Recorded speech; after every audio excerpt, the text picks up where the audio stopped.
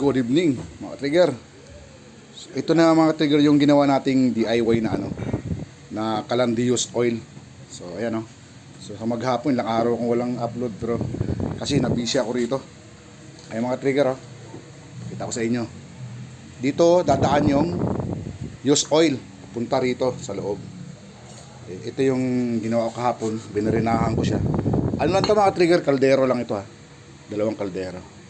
So ito naman yung daanan ng blower punta rito. Ito na yung natin. Ito yung binarina ko kahapon ito yung pinaka natin, pinaka tawag dito, burner. So ito mga trigger tanggalin natin. Ayan. So gumawa tayo ng sariling burner. Binarina ko kahapon yan, then tinesting ko kaya medyo maitim siya ngayon.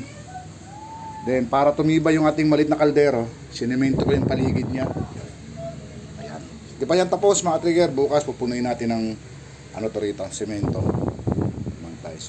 So dito lalabas yung apoy.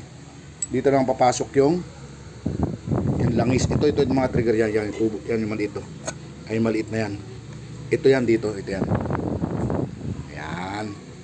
So patutuyuin lang natin. Ito yung ginawa ko ngayong maghapon. Nag-isipan ko paano ko gagawin ito na tibay-tibay. Kaya nagsemento tayo.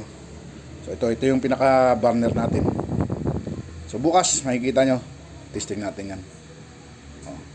Babalik natin sa gitna. Ditanggal lang siya para madaling linisan.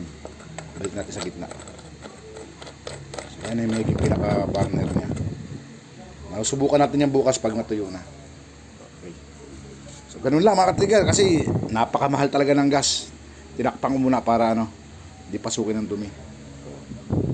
Diba? Okay. Okay na yan. Bukas, tatry natin bukas